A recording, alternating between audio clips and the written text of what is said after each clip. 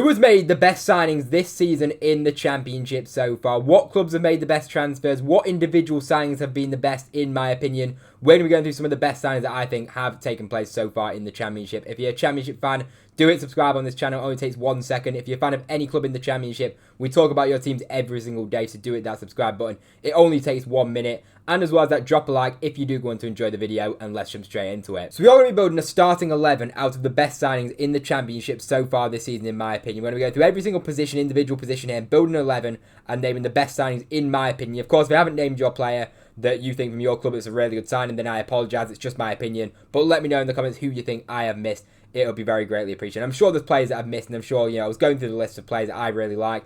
Of course, there's multiple in the same position that I like and think they're going to be really good signings. But of course, I picked my personal starting 11. And we'll start off in goal, where we do have Vitek of Bristol City. Now, he's been brought in on loan from Manchester United. He's had a couple of previous loan spells in his career where he's done pretty well by all accounts as far as I'm aware. And coming into Bristol City now, he's only 21 years old. He's a young goalkeeper, but he started off really well. I was very close to putting Thomas Kaminski in this list, but I think he could have I think this Vitek could have a really good season. What I've seen, I watched him in the game at Sheffield United. He seems to be pretty solid. And as I say, 21 years old, obviously he's at United. United have him for a reason. And he's a keeper that does have quite a bit of potential. So I have gone for Vitek as my goalkeeper. We'll go on to the right back, where I do really like those two real standouts for me.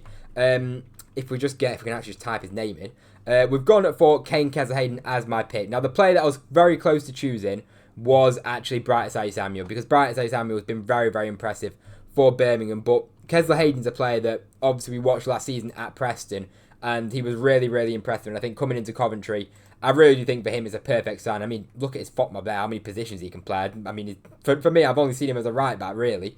But yeah, I think he's a fantastic player. Obviously, last season for Preston, I genuinely say he's probably just about top 3 right backs in the division. And with him being 22 years old, still got that room to grow and still got that potential. And I do think if Coventry City do find their way to Premier League football, then I think he's a player that can make that step up to the Premier League. So I really like that signing from Coventry City. I'm a big fan of that, and I do think he is one of the signings of the transfer window, in my opinion. I've always picked up that sign. And I think it was a really good transfer fee as well. I think it was like £3 million.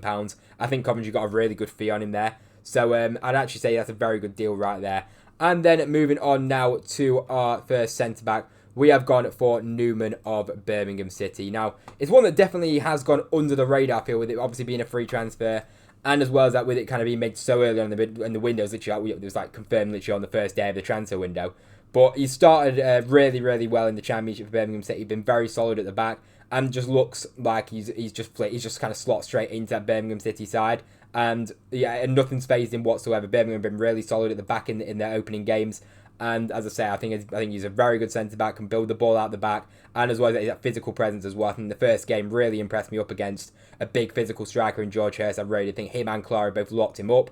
And as I say, this guy's done very well in the Bundesliga, in the second tier of the Bundesliga in the past, had Bundesliga interest, and there's a reason why Birmingham City went in for him. I'm really impressed with that signing from Birmingham City. So I think that's a very good signing right there. And the other centre-back I'm actually going to go for is Harry Darling. Now, of course, we've seen him at Swansea City, did really well at Swansea City, coming in now to Norwich City, got a goal in his last game against Portsmouth. Well, I mean, I'd still put him in even if he didn't get a goal, by the way.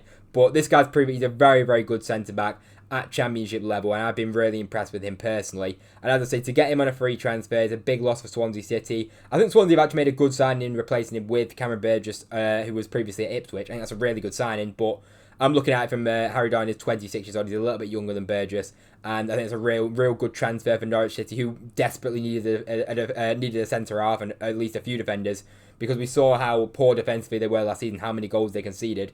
And bringing in a player like Harry Darling, we know he's very good defensively, also offers that physical threat going forward as well. You look at his goals over the years, the guy's always been a physical threat in the box. So for set pieces, he's definitely an asset for Norwich as well. I think it's a really good piece of business. On a free transfer, Norwich City will be absolutely buzzing to have him in the side. So we'll just quickly add him to the side. And then we are now going on to the left back, where we are going to go for Alfie Doughty. If I can actually spell it. Yeah, there we go. So we're going to go for Alfie Doughty. Now, I would have loved, being a QPR fan, to put a QPR player in and maybe Mbengi, but I just look at these other players and I think there's no way I could put him in there. That'll be borderline delusion, because Alfie Doughty is going to be a fantastic signing for Millwall. If you're talking about a perfect player for Millwall Football Club in the way that they play. Alfie Doughty fits it personally. You know, give it, 18 months ago or whatever, he was getting genuine shouts for potentially getting in the England squad. And, you know, now 18 months later, obviously Luton have fallen off, but for him to be rocking up in the Championship for Millwall, obviously Millwall I think are going to have a really good season this season. But Alfie Doughty's got that quality of delivery, and as well as that, I mean, he was so good in the Premier League. Look at his goal contribution in the Premier League. This guy's got serious output and quality at the end and like final delivery. He's definitely got. You look at them contributions in the Premier League, 8 assists in the Premier League, and you think at Ipswich with the balls they put in the box, they've got players like Josh Coburn who can be on the end of crosses. I think it really is, as I say, for Millwall, I think it's just a perfect signing. Now we'll go on to our first midfielder, where we are going to go for Jens Cajuste.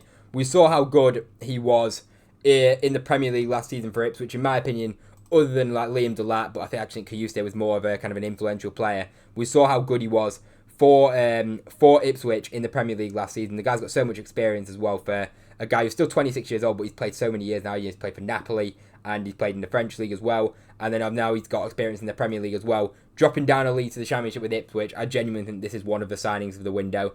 And for me, that Ipswich midfield, you've seen it in the first couple of games, where for me they've really lacked with Taylor and Matasiwa as well. They brought in, but I think bringing Cajuste in brings that quality on the ball, and as well as that very good off the ball as well. He offers so much that Ipswich side, and you just think in the Championship he should bully other Championship midfielders. So I'm very confident in Jens Cajuste having a really good season for Ipswich this season. Moving on to our next midfielder now, we've gone for Alfie Devine of Preston. Of course, on loan from Spurs, come in and he's made a really good impact so far. Got himself a goal in the game against Leicester as well, and I've got really high hopes for Alfie Devine. 21 years old, just turned 21 years old, very highly thought of over at Spurs, and I think he'll do really well. It looked like he did pretty well over in Belgium where he was last on loan, but I think he's now 21 years old. He's ready to make that step into the Championship and kind of play week in, week out in the Championship. And I think Preston, they always seem to find these kind of gems on loan. Preston always seem to get somebody, and I think their player this season, as far as the loan market goes, could be Alfie Devine. I think, as I say, a player very good going forward, attacking-minded player, obviously can play in the midfield as well, can play kind of attacking midfield and central midfield as well, has that bit of versatility as well, and as I say, this guy's he's come to the Spurs Academy. Spurs fans and Spurs in general think really highly of him, and I think it's a really good move for him for playing week in, week out in a Preston side where he could potentially be a key player and kind of making them forward runs as well, with Preston. They have Asmaic running behind. They've got now Thierry Smalls. They've got a bit more pace in the side, and adding Alfie Devine to that as well, I think it's a really good piece of business from Preston right there. And the next player we actually are going to go for in midfield, I can't say I've seen a whole lot of him, but the way that he started has got to be the new Portsmouth player, Segacic. I'm really sorry if I butchered that name, but this guy's 21 years old, Australian. He's come over from Sydney FC where he's had a really good record, and he started the season on absolute fire for Portsmouth. Obviously, I've only watched him in kind of highlights. I've not watched him properly, but Portsmouth fans are absolutely raving about this guy. And the way that he started the season, you know, he's already got the kind of goals, and he's already got assists as well in the EFL Cup to back it up. It does take a few players, like obviously I'm a QPR fan, we've brought in a few players from Australia as well. Us and Portsmouth have both done that. For all the players pretty much from what I've seen from the Australian players coming over, it's taken them a little bit of time to adapt, and some still haven't even adapted. Segacic has just come in and literally fit in the Championship absolutely perfectly, and he looks to be already a talisman for Portsmouth. And as I say, I think it could be a really good signing for Portsmouth. 21 years old, he's got that room to grow and potential selling in the future if he keeps smashing it. He probably is very highly thought of over in Australia, I'd imagine. The fact that, you know, he's played for Sydney FC, and obviously, as I say, he'll be very highly thought of over there in Australia, and good to see him getting off to a really good start in the Championship so far. And moving on to our first forward now, we are going to go for Sorba Thomas. Now, he's a player that I actually ranked as a good signing at the start of the window, but now I'm looking at it and thinking, this guy's looking at the Sorba Thomas of old. He kind of lost his way a little bit at Huddersfield, I'm not going to lie. He had that really good season where Huddersfield went on to get the playoffs and obviously didn't get promoted ultimately, but that was Sorba Thomas' best season, where in terms of quality of delivery, I don't think that season there was anybody better in the Championship. And then, as I say, he just kind of fell off for Huddersfield since then. I just think his time kind of petered out.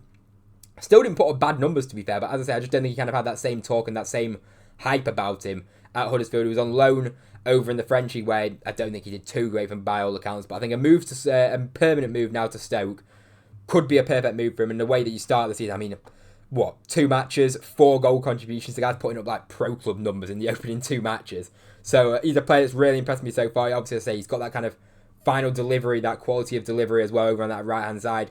And he's a player that's been very impressive for a few years in his past, but as I say, he's lost his way a little bit. But I think maybe going to Stoke City in a team that's, by the way, Stoke have made a lot of good signings. I haven't included them in this video enough, but I think they've made some really good signings over the course of the window. Stoke, I think Talavera at the back. Also as well, that Mabama, who's not in the video up top.